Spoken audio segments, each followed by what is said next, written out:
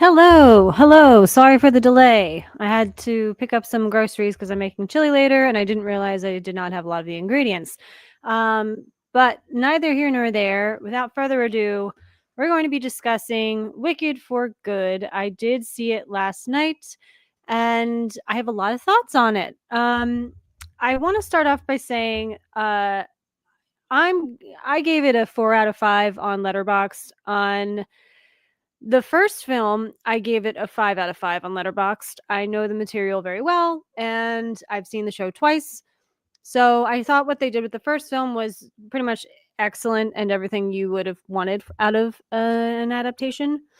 But the second one has some pacing issues, and that's why I knocked it down to 4.5. Before we get really into everything, and I'm going to keep it as non-spoilery as possible, but like some things I feel like a lot of people already know. So I'll just kind of navigate those waters as we get there. Let's see. We have some comments. Tyler is here. If my sister were in town this week, I probably would have seen it. Though, if you get the chance, Tracy, I think you'd like Die, My Love. I keep hearing very good things about that. So I will definitely check it out.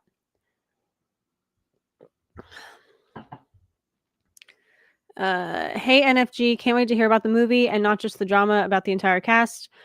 I'm just saying there's something very wrong with LA.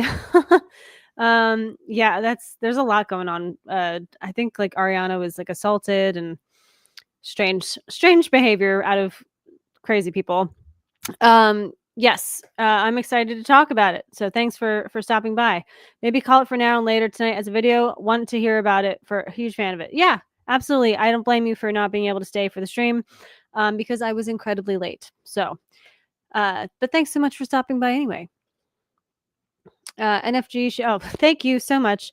Yes, I did bawl my eyes out at the end, because it's really sad, and I don't know if general audiences are prepared to go into a second film, coming off of the first one that is incredibly dark, incredibly serious. Most of it's a downer, um, and like I expected that because I already knew what was like going into it. But on hindsight, when I watched it, I think that might be partially, due to the fact that they are separate movies. Um, I have thought a lot about, in musical theater, a lot of times the first act, which is always longer than the second act, is like the fun, exciting, maybe some serious tones here and there, but definitely not as serious as the second act. And the second act, if it's a more serious piece, the second act is where everything really changes tonally, in most musical theater pieces. So seeing it just as a separate movie, I find might be jarring to people, and it might be like not what people are expecting, because everyone is kind of like, oh my god, we're gonna go back to see more of the first one, like it's gonna be so great and fun and wonderful, and it's like it's so sad and it's such a serious second act, that does rush by way too quickly in the Broadway show. So I was happy that they were able to expand on some things, but then I feel like some things they lingered on way too long. I know they added 2 songs. Oh my gosh. Sorry, my cat is in my garbage. 1 second. Enough of that. Oh my gosh. Okay. Sorry, my cat is in my garbage, so he's being a bad boy at the moment. Don't do that. Yes, so back to watching the second half. Yeah, so there are pacing issues because I do feel like they kind of stayed on certain things way too long. There are 2 new songs that I feel like were completely unnecessary. However, people that don't know the original Broadway show like love the Girl in the Bubble song. I thought it was a good moment, but I wasn't like, "Oh my god, the movie really needed this." And we know it's just because they wanna try to win a best, Oscar song. Oh my god, I'm so sorry. That is enough.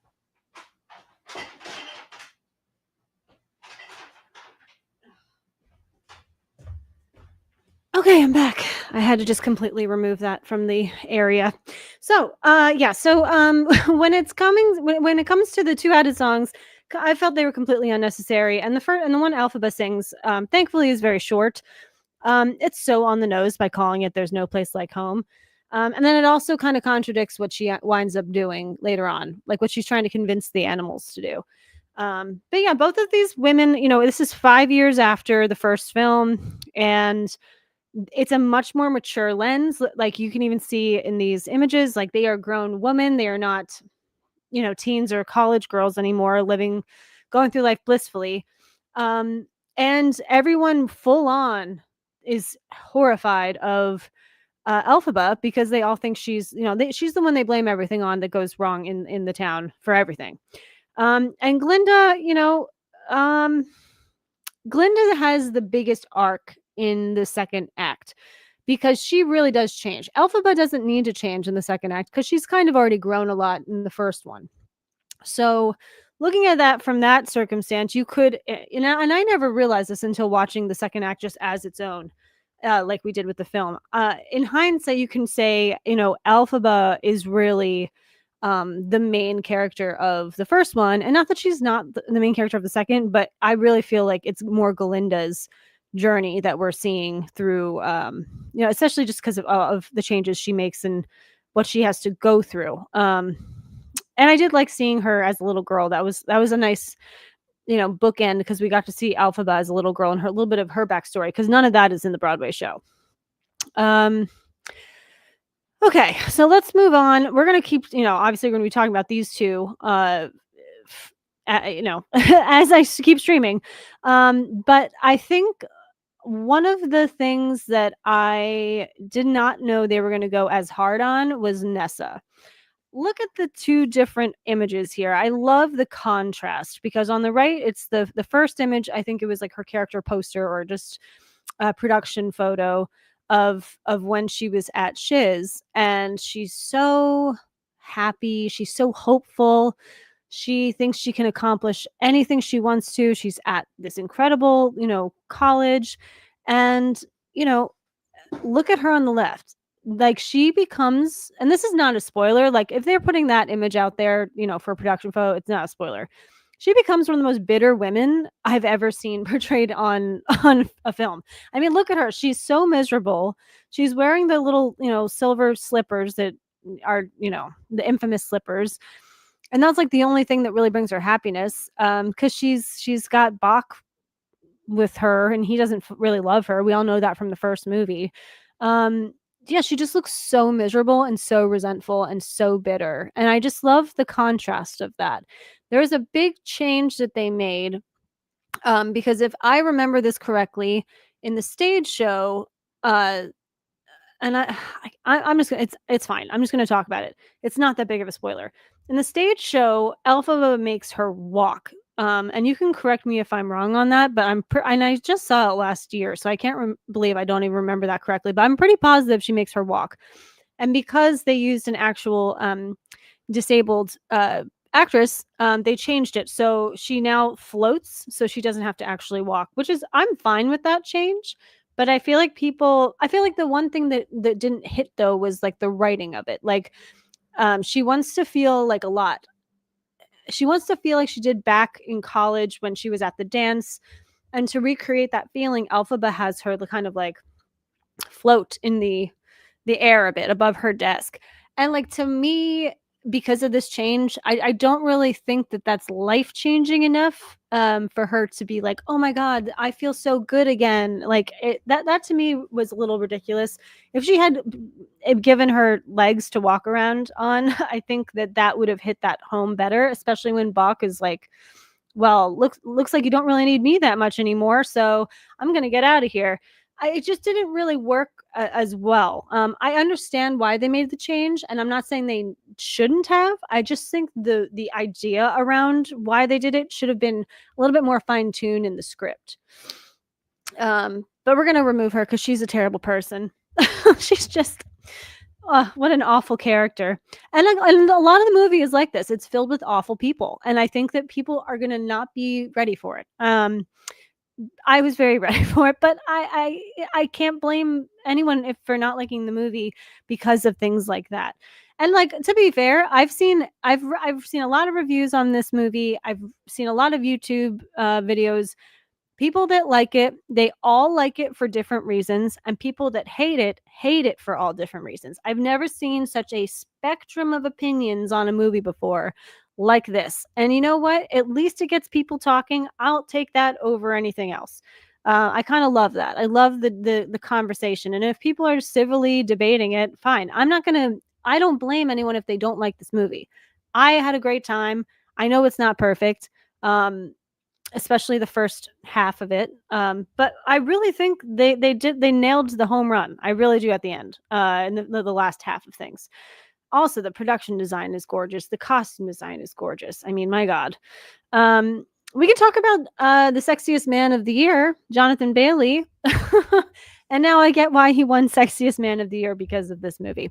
Regardless of that, I was very happy the way they demonstrated Fiyero, presented him in this film, because always felt in the stage show you forget he's there like the entire time, like the whole act 1 and act 2. Like Fiyero is so rushed about. Like he has one song, and then I always forget that he's even in it, except for like he has the one love song with Elphaba in Act 2. And like I'm not saying that it's not that his character doesn't matter. I just really feel like it wasn't written in the show to matter as much as it should. Um, so I'm really glad they gave him a lot more time. I believed him a lot. I wish there had been a little bit though leading up to him. I know there's like parts of dialogue where he's talking to Galinda and he's like, "How can you let people talk about her like that?" And you can see that he's very protective of Elphaba, and we are just supposed to go along with it. I do wish there were like a few moments that we saw how he felt, because it jumps real fast for him about to marry Galinda, and then out of nowhere runs away with Elphaba. And yeah, I guess that's another spoiler, but I'm sorry, that's probably going to happen a lot. I should change the title of this live stream. So that would have been nice. Other than that, though, I think he did a really great job. Again, look at these costumes. Like, it's definitely going to win best costume design. I fell in love with the Frankenstein costumes from Guillermo del Toro's Frankenstein. However, the sheer volume of costumes that had to be created for this, I mean, it seemed like hundreds and hundreds of costumes with all the extras and the chorus members, plus every time Elphaba and Galinda are wearing, I mean, they're always wearing something different. He kind of wears that uniform throughout most of it, but like for the most part, every Michelle Yeoh, well, that's another story, we'll get to Michelle Yeoh next. Michelle Yeoh's costumes were gorgeous. They're always so different, and nothing seemed similar. So I really do think that I think it's a shoe-in for costume design. Like I just can't imagine it without it. But yeah, so Jonathan Bailey, I didn't know until I was reminded that he is in Jurassic World, or I think that's what it's called, the more recent Jurassic Park film. I hadn't seen it, so I didn't know that. But I think he's a really talented guy, and I'm really looking forward to see what else he does. Because he definitely sold it for me. Once it's established, like, okay, he definitely is fully 100% in love with Elphaba, which we got a little bit of that in the first movie, but not as much as we should have in the second film. Once you just are on board, then you're totally on board, and he continues to sell it. He seems like he really cares. He seems like he has a ton of integrity as a character. So I really appreciated the slight expansion of him in Wicked for Good. And I was just talking about Michelle Yeoh, so I think we have to talk about it's not even the elephant in the room. I think everyone feels this way. And it's a shame because I love Michelle Yeoh. She is so miscast in this role. It's not even funny. And I actually didn't even have an issue with her in the first one. I thought that her portrayal of Madame Morrible was actually like really sinisterly effed up and scary because she was so passive. And I was like, okay, well that's the kind of person you really have to worry about. Like that means like anything you say can be interpreted differently, can be used against you. Like that's kind of an interesting take on Madame Morrible. And I could ignore the singing issues. But the second act, my goodness, I don't know what happened here. I mean, there are some line deliveries that are so bad, so bland. It felt like a script reading. I don't know what happened and how John M. Chu, who has directed her before and they're very close, I don't know how he let that fly. I don't even know how that, like, they didn't say, like, let's do a couple more takes. It's baffling her performance in this and how off. It's so off. It's almost like she's in a totally different movie, and it's a I don't know, a high school production of something. Like, and I hate saying that because I love her. It's just so out of place. And again, I know I'm not the only person saying that. Pretty much that's a unanimous thing. Um, I don't know. I just don't know. I'd love to hear your thoughts if you think there was anything redeeming besides her costumes and her hair, because those were both lovely. And I'm not trying to be mean. It just really was a rough, rough performance. Whew. Okay. Since we talked about Nessa, I have to bring up Ethan Slater because I thought he was absolutely wonderful. Um, and this is not a spoiler because he even posted it on his Instagram like weeks ago, and they already showed that he was the Tin Man. Um, that's another character just like Fierro that I feel in the Broadway show is like barely existent. It is like all that stuff with Nessa and Bach happens so quickly in the second act of the Broadway show. I loved the expansion of that in this film. You can see, like, even and this I did the comparison posters too, so you can see how happy and free he is, just like Nessa at college. And then this is the second, character poster, and it's so tonally drastically different. And I think that maybe these character posters were like trying to warn people like this is not going to be fun like the first time around, um because it's not. But Bach, Ethan Slater nailed it. He is so angry at Nessa. He thinks she took it away his entire life. He's trapped.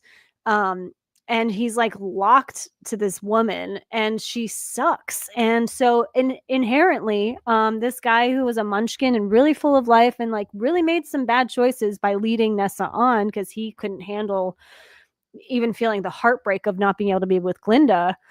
He becomes also just so heartless. Wink wink. Oh, I had to do it. I couldn't do it. I couldn't not help myself there. He becomes heartless. So I mean, his reveal was very horror like. I kind of liked that. And again, great, the makeup and the production design, the costume. He looks just so good as the Tin Man. And there is a moment, um, and I don't want to spoil this. It's fine. This is not a big plot point at all. But there is a moment where there's an angry mob and they all want to go after Alphaba. Very much kind of like the scene in Beauty and the Beast with the townspeople with their pitchforks and their I almost said tiki torches, but you know what I'm talking about. The fire torches, stick things. It's very reminiscent to that. And you see Ethan Slater as the Tin Man staring up at Glinda so angrily while he's telling all the townspeople to go after Alphaba, and it's so good. Like he's so talented. I totally get why they cast him in this. Oh, we have Justin Patton in the house. Hey, how are you doing? Yeah, I'm glad you're hearing good things. I'm hearing great things and I'm hearing horrible things. It is so divisive, and that's totally fine. And I totally understand why. So nice to see you here, though. But yes, so I'm really excited to see where Ethan Slater's career goes because I saw him in Spam-A-Lot on Broadway. They did like a really short run. It was kind of a revival. And he played like I don't know, 15 different characters it seemed, and he was just so incredibly talented. So and seeing him adapt so well from Broadway to the screen, instantly in a blink of an eye. His performance wasn't over the top. It was very realistic. It was subtle. I believed every single word that came out of his mouth. I think he's fantastic. And I'm glad they did give him the screen presence and those characters the screen time in this. Okay. One of the characters though, I know I said Nessa was an asshole and all that, but this one is the biggest one. And I'm not going to go too heavily into it, but that is the Cowardly Lion, and that is voiced by Coleman Domingo, um who did a fine job. It's a very small role, but it's an unforgettable role because the Cowardly Lion is just the worst. And I think you'll enjoy, I think, why he's the worst, because it's kind of the theme of what happens to Elphaba her entire life. She keeps doing good things for people, and they all turn on her, or they misinterpret it as being like not genuine or fake, or out of or like doing something nice to get something else. And that's why she sings, no good deed go unpunished. Um, yeah, it's a very small addition. The lion does not speak in the Broadway show, but I think him turning his back on Elphaba, I think, is exactly it sums up why Elphaba is just so sick of everyone by the end of the movie. I mean, like, she's fighting to help the animals. She even tells the animals after that song they added, "There's No Place Like Home," that was completely unnecessary, but I didn't hate it. She tells the animals, like, "Why are you leaving? Like, you all have to, like, you're what makes Oz Oz. You can't give up." And they're like, they're gonna kill us. Like, we're already not allowed to travel without permits. They all hate you, Elphaba, so you should watch your back too. Um, and she's trying to convince them to stay, and they're just like, "There's no way." Some of them do, because of the end of the movie, you'll see. But it's like Elphaba still has that mentality of like, I just have to stick it out and I have to keep trying because I know I can make a change. And then she can't make a change, and like she can vicariously through Glinda by Glinda staying.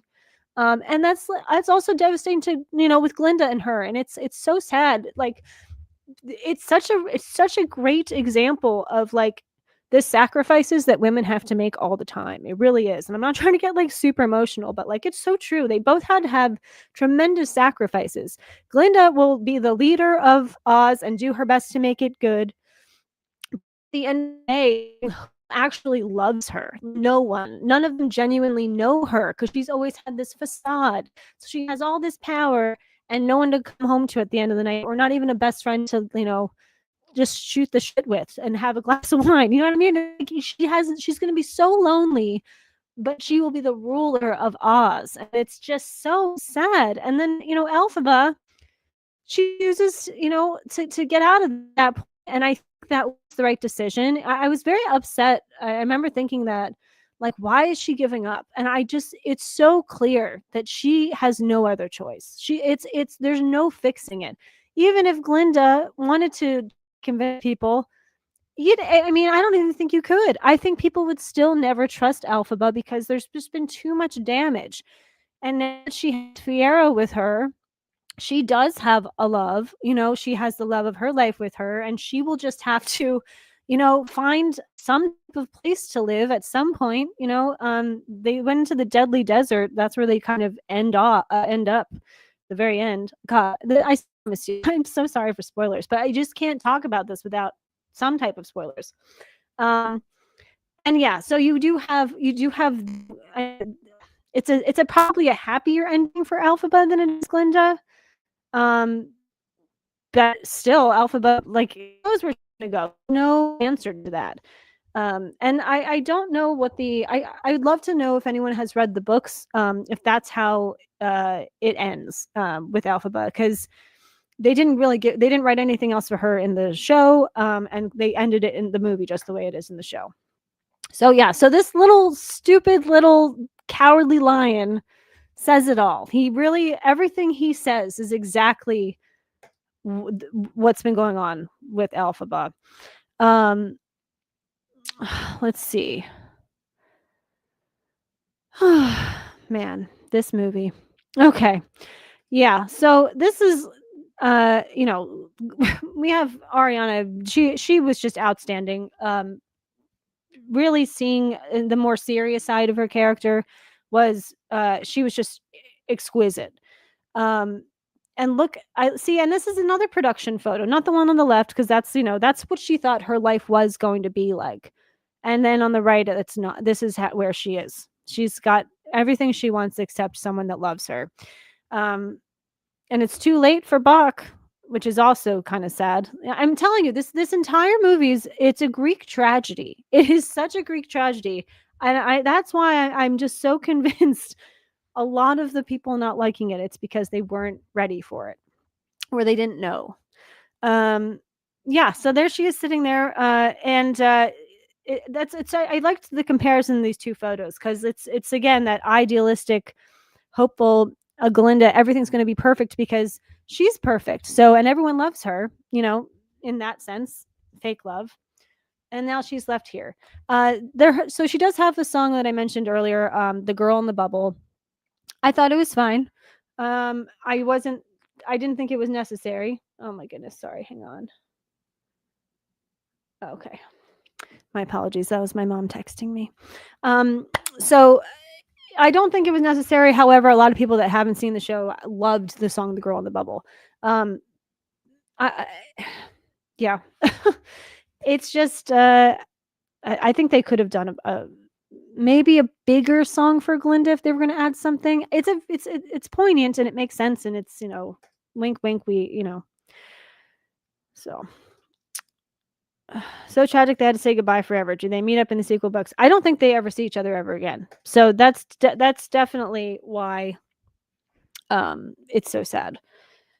Yeah, like here's Alphaba, and she's totally just being taken off by the guards.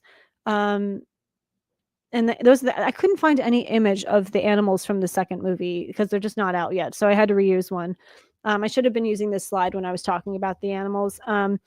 And none of them, being able to talk anymore. I love that the monkeys that wind up joining Alphaba on this. One of them, the main guy, eventually says something small. So I think that's how it is in the Wizard of Oz too. I think do her monkeys talk in that?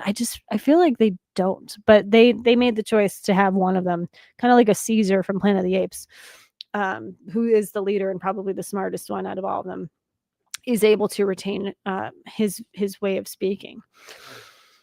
Okay, so this is all. I'll see. I'm not going to even talk about the scene on the left because even though it might seem an obvious spoiler, I'm not. The house falling and who it falls on and all that stuff. I feel like people know though at this point, but maybe not. Let me think. Is there anything else I wanted to say about this movie? I don't know. I think because I postponed this and this was kind of a random stream, there's no one to really talk to, but that's okay. That's okay. I mean, I had a great time with it. I really hope that if you go see this movie this weekend, you are prepared for how dark and serious it is. And it does take, I'd say, a good 40, not 40 minutes, maybe 25 minutes to find its pacing, because it is kind of rough in the beginning. But I love them. I think that Ariana Grande definitely should get a Best Supporting Actress nomination. I think she has a huge potential of winning. It's just because it's the full body of work for this movie and the second movie. And we all know what won last year. Amelia Perez, which was horrendous. I couldn't believe that Amelia Perez won Best Supporting Actress over Ariana Grande. That is still haunting my nightmares. But yeah, it's oh, did we you know what, I didn't talk about Jeff Goldblum. He's over here on the right hand corner. He was fine. His the wizard song in actually the wizard songs in general in Wicked are never that memorable or that great, I feel like.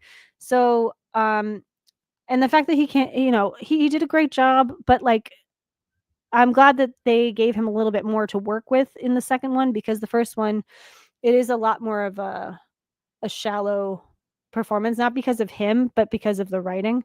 So they did kind of expand upon him a little bit more in the second one, which was good.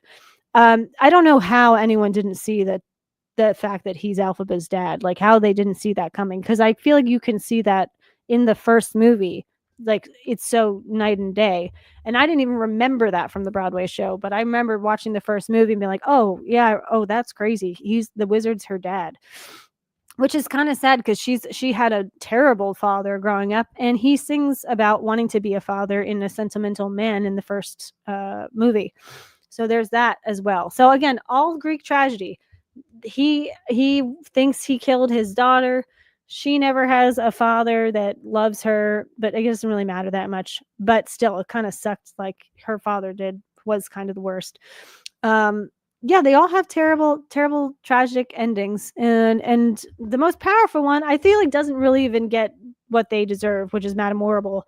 She gets locked up in a cage, I think, forever, maybe, hopefully. That's what Ariana says. Glinda says. Um, but anyway, I hate ending on that note, but it is a powerful second part. I do think maybe watching the first one first and then going right into the second one would probably be the best way to view it. I'm also now wondering if they really just should have made it one movie, but it would have been like a 3.5 hour long movie. And I don't know how they could sell people on that just to see one 3.5 hour long movie. The second act in the Broadway show is 45 minutes long.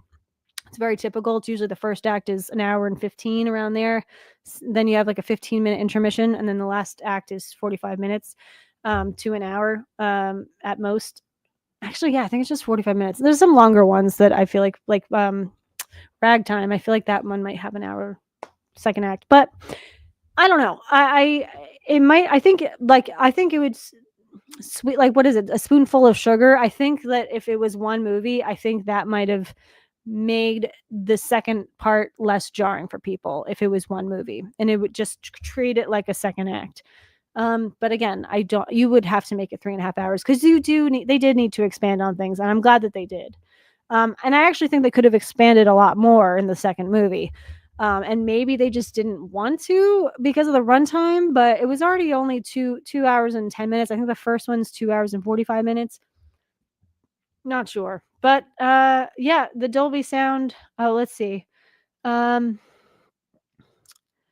Theater watch or wait to stream? Absolutely theater watch. Because of the production design and the sound. Um, Absolutely a theater watch, especially if you saw the first one in the theater. I mean, yeah, it's still that grand production type, of movie, and I really think it's worth it seeing on the big screen. I We saw it in the RPX with the Dolby sound, which was so much better. Last year, I had to like switch my tickets around for Wicked, and I couldn't get any premium screens. So I had to see it in like a really tiny bad sound theater, which sucked. And I was like, I'm not doing that again for this one. So it was worth it. Definitely try to see it on the big screen with the best sound possible. Because the sound design is great.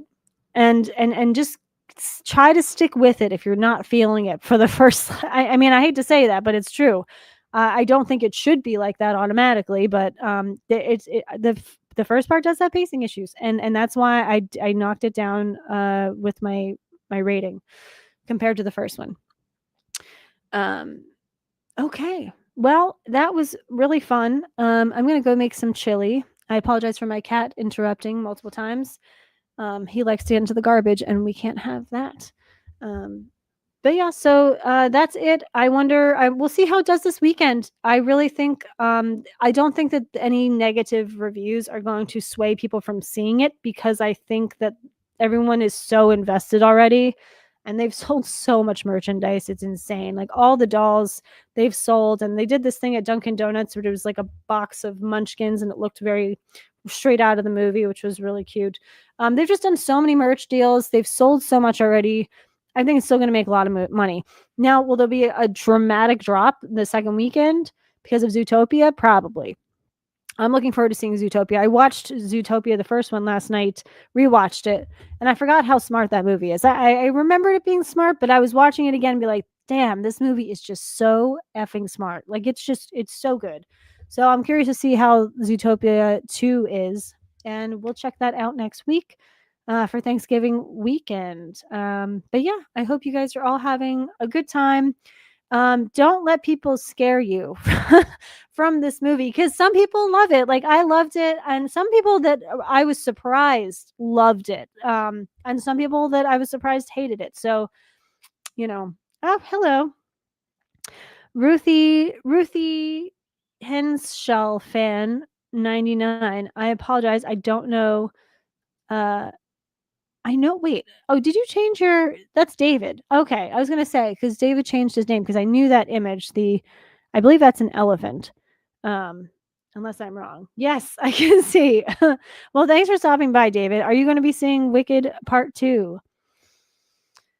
And if you are, it's probably good that you came late because I wound up spoiling, I think, a little bit too much. But that's the trouble with doing streams on the same day that they come out. Um, yeah. Well, David, I guess we'll never know. But thanks for stopping by. And I will see you guys all next week. And yeah. Oh,